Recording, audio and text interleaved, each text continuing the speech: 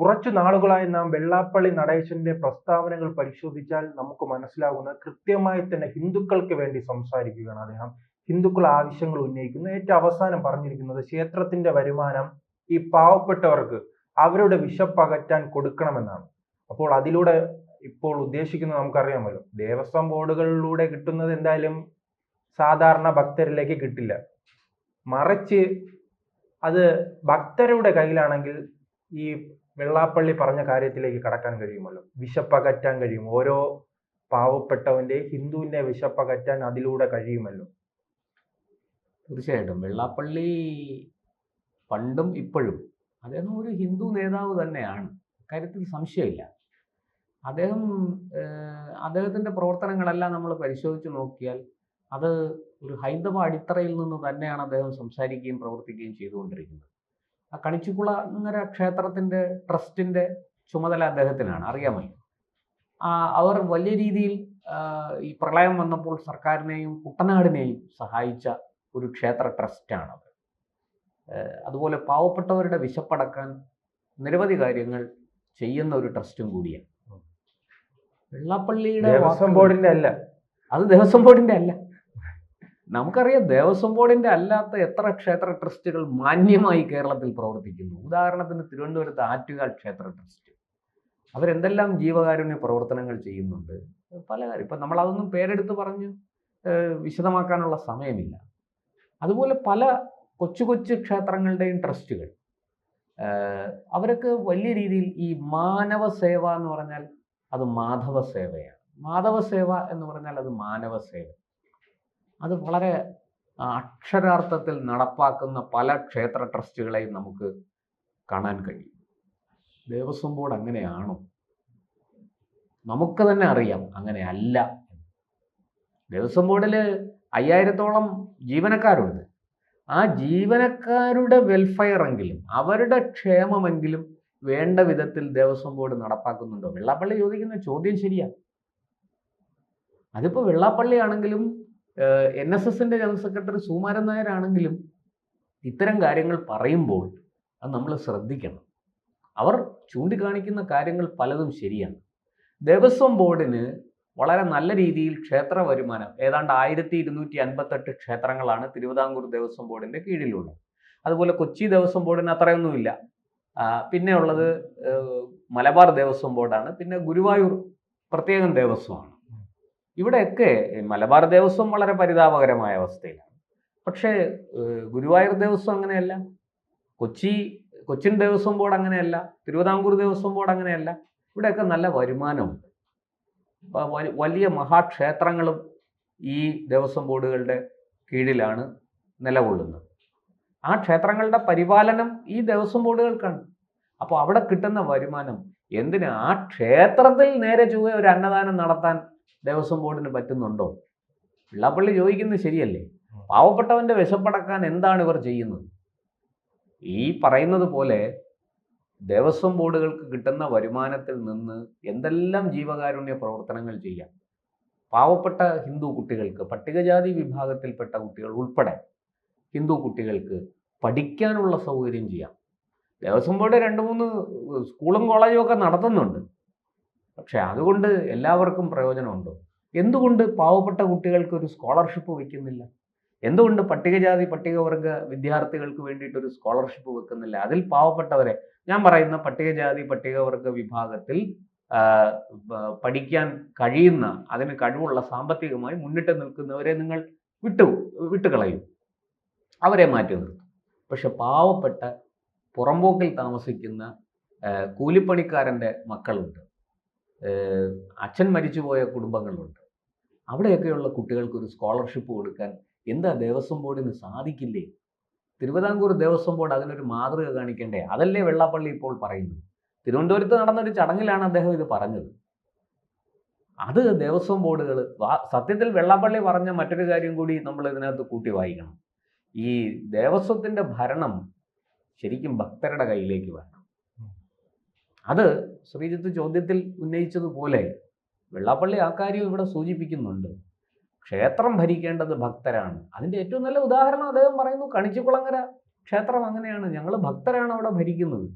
അതുകൊണ്ടാണ് അവിടെ വലിയ ജീവകാരുണ്യ പ്രവർത്തനങ്ങൾ, മാനവസേവ, മാധവസേവയാണ് എന്ന അർത്ഥത്തിൽ ചെയ്യാൻ സാധിക്കുന്നത്. നോക്കൂ, അവർ ചെയ്തത് ഇപ്പോൾ പ്രളയം വന്നപ്പോൾ സർക്കാരിനൊരു നല്ലൊരു ഫണ്ട് കൊടുക്കാൻ സാധിച്ചു. ഈ പറയുന്നത് കേവലം ഹിന്ദുക്കൾക്ക് വേണ്ടി മാത്രമാണോ ആ ഫണ്ട് പോയിരിക്കുന്നത്? അല്ലല്ലോ. അത് കുട്ടനാട്ടിൽ വലിയ സഹായങ്ങൾ അവർ ചെയ്തു. അത് അവിടുത്തെ ഹിന്ദുക്കളെ മാത്രം ലക്ഷ്യമിട്ടാണോ ചെയ്തിരിക്കുന്നത്? അല്ലല്ലോ. അപ്പോൾ എല്ലാ മനുഷ്യർക്കും ഉപകാരപ്രദമായ രീതിയിൽ കാര്യങ്ങൾ ചെയ്യാൻ സാധിക്കും. അത് കണിച്ചിക്കുളങ്ങര ക്ഷേത്ര ട്രസ്റ്റ് അതിൻ്റെ ഏറ്റവും നല്ല ഉദാഹരണമായി വെള്ളാപ്പള്ളി ചൂണ്ടിക്കാണിക്കുന്നു. എന്തുകൊണ്ട് ദേവസ്വം ബോർഡിനെ അത് മാതൃകയാക്കിക്കൂടാ? അതൊന്നാമത്തെ കാര്യം. രണ്ടാമത്തെ കാര്യം, ദേവസ്വം ബോർഡല്ല, ദേവസ്വം ബോർഡ് ഭക്തരുടെ കയ്യിലേക്ക് വരണം. അവിടെ ഭക്തർ തിരഞ്ഞെടുക്കുന്നവർ വേണം ദേവസ്വം ബോർഡിൻ്റെ തലപ്പത്തേക്ക് വരാനും അവിടെ ഇരുന്ന് ക്ഷേത്രങ്ങൾ ഭരിക്കാനും. അപ്പോൾ ഈ കാര്യങ്ങളൊക്കെ നടക്കും. കടിച്ചുകുളങ്ങര മാതൃകയിൽ, ആറ്റുകാൽ ദേവീക്ഷേത്രത്തിൻ്റെ മാതൃകയിൽ ഒക്കെ കാര്യങ്ങൾ നടക്കും ഭംഗിയായിട്ട്. വളരെ കൃത്യമായി ഭക്തരെ സഹായിക്കാൻ കഴിയുന്ന, പാവപ്പെട്ട കുട്ടികളെ പഠിക്കാൻ സഹായിക്കുന്ന സ്കോളർഷിപ്പ് പോലെയുള്ളത് ഏർപ്പെടുത്താൻ കഴിയുന്ന വിധത്തിൽ കാര്യങ്ങൾ ചെയ്യാൻ പറ്റും. ഇത് ഇന്ന് ദേവസ്വം ബോർഡിന് ഒരുപാട് നൂലാമാലകളുണ്ട്, സർക്കാരിൻ്റെ ഇടപെടലുകളുണ്ട്. അതിനെല്ലാം മറികടന്നുകൊണ്ട് മുന്നോട്ട് പോകാൻ ദേവസ്വം ബോർഡിന് സാധിക്കില്ല. അപ്പോൾ അതുകൊണ്ടാണ് ഈ കാര്യത്തിൽ ഒരു സമഗ്രമായ പൊളിച്ചെഴുത്ത് വേണം എന്ന് വെള്ളാപ്പള്ളിയും സുകുമാരൻ നായരും ഒക്കെ ആവശ്യപ്പെടുന്നതിൻ്റെ പുറകിലെ സാങ്കത്യം അതാണ്.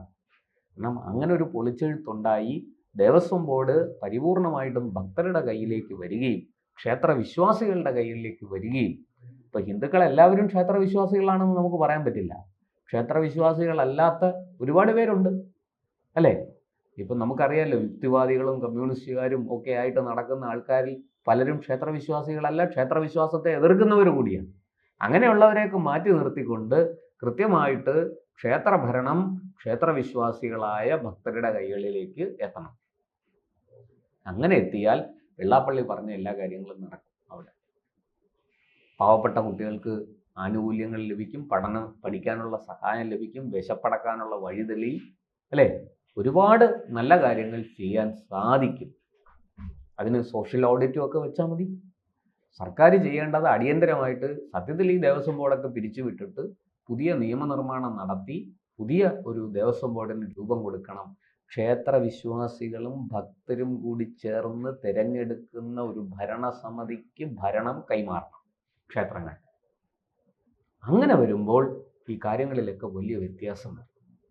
ഇതാണ് വെള്ളാപ്പള്ളി ഉദ്ദേശിച്ചത്. അതിന് അദ്ദേഹം ഒരു മാതൃക ചൂണ്ടിക്കാണിച്ചു, കണിച്ചിക്കുളങ്ങര ക്ഷേത്ര ട്രസ്റ്റ്. ഇത് നമ്മൾ ഒരു മാതൃക കൂടെ പറയുന്നു, ആറ്റുകാൽ ക്ഷേത്ര ട്രസ്റ്റ്. അവിടെ ഒന്നും രാഷ്ട്രീയമില്ല.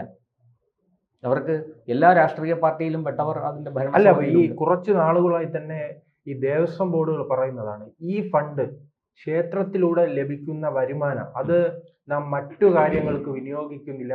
അതോടൊപ്പം തന്നെ നിങ്ങൾ കാണുന്നത് ഗുരുവായൂരും ശബരിമലയും മാത്രമാണ്. പല ക്ഷേത്രങ്ങളും പ്രതിസന്ധിയിലാണ്. ആ ക്ഷേത്രങ്ങളെ സഹായിക്കാനുള്ള ഫണ്ട് നാം കൊടുക്കുന്നുണ്ട്, സർക്കാർ കൊടുക്കുന്നുണ്ടെന്നാണ് പറയുന്നത്. സർക്കാർ ഒന്നും അങ്ങനെ കാര്യമായിട്ട് കൊടുക്കുന്നില്ല. സർക്കാർ കൊടുക്കുന്നതിന്റെ കണക്കൊക്കെ നേരത്തെ നമ്മുടെ ഹിന്ദു ഐക്യവേദി നേതാവ് ശശികല ടീച്ചർ പൊളിച്ച് കയ്യിൽ കൊടുത്തതാണ്. പഴയ ഇതനുസരിച്ച് ഉള്ള ഒരു ഇതുപോലും ദേവസ്വം ക്ഷേത്രങ്ങൾക്ക് സർക്കാർ കൊടുക്കുന്നില്ല. ഈ പറഞ്ഞതുപോലെ ചെറിയ ക്ഷേത്രങ്ങൾ, വരുമാനമില്ലാത്ത ക്ഷേത്രങ്ങൾ നടത്തിക്കൊണ്ടുപോകാനുള്ള ബുദ്ധിമുട്ടുണ്ട്. അത് ശബരിമലയിൽ നിന്നും ഗുരുവായൂരിൽ നിന്നും ഒക്കെ കിട്ടുന്ന പണം ഉപയോഗിച്ചാണ് അതൊക്കെ ചെയ്യുന്നത് എന്ന് പറയുന്നത് കുറേയൊക്കെ വാസ്തവമാണ്. പക്ഷേ ഞാൻ ചോദിക്കുന്നത്, ഈ സർക്കാർ കൊടുക്കേണ്ട ധനസഹായം കൃത്യമായിട്ട് ദേവസ്വം ബോർഡുകൾക്ക് കൊടുക്കുന്നുണ്ടോ? ഇല്ല.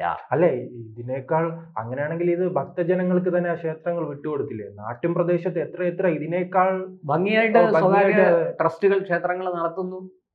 അപ്പോൾ ഇവിടെ അതാണ് വെള്ളാപ്പള്ളിയും പറഞ്ഞത്. അതാണ് ഈ നമ്മുടെ ഞങ്ങളുടെ കയ്യിൽ പൈസ ഇല്ല, ഞങ്ങളുടെ കയ്യിൽ പൈസ ഇല്ലെങ്കിൽ നാട്ടുകാരെ ഭംഗിയായിട്ട് നടത്തും. നാട്ടുകാർക്ക് അത് നടത്താൻ അറിയാം. നിങ്ങൾ നല്ല ഭംഗിയായിട്ട് നാട്ടുകാർ പൊളിഞ്ഞു കിടന്ന ഗുരുവായൂരിനടുത്തുള്ള പാർത്ഥസാരഥി ക്ഷേത്രം ഭക്തരിടപെട്ട് അത് വലിയ രീതിയിൽ പുനരുദ്ധരിച്ച് നല്ല വരുമാനമൊക്കെ ആയപ്പോൾ ഒരു സുപ്രഭാതത്തിൽ വന്നത് ദേവസ്വം ബോർഡ്, മലബാർ ദേവസ്വം അത് പിടിച്ചെടുക്കുന്ന കാഴ്ചയാണ് കേരളം കണ്ടത്. അതിൻ്റെ കേസ് കോടതി നടക്കുക. അപ്പോൾ സർക്കാരിനെ സംബന്ധിച്ച് ഇതെല്ലാം പലതരത്തിൽ ഈ ഫണ്ടെല്ലാം ഇതിൻ്റെയൊക്കെ പണം ട്രഷറി വഴിയൊക്കെയാണ് കടന്നു പോകുന്നത്. അതൊക്കെ സർക്കാരിന് എങ്ങനെ ഉപയോഗിക്കണമെന്ന് അറിയാം. കാലാകാലങ്ങളിലായിട്ട് ഈ ജനാധിപത്യ സർക്കാർ, മതേതര സർക്കാർ, ദേവസ്വം ബോർഡുകൾ ഭരിക്കുന്നത് എന്തിനാണെന്ന് എല്ലാവർക്കും അറിയാം. അവിടെ നിന്ന് ഉണ്ടാക്കുന്ന നേട്ടങ്ങൾ എന്താണെന്നും എല്ലാവർക്കും അറിയാം.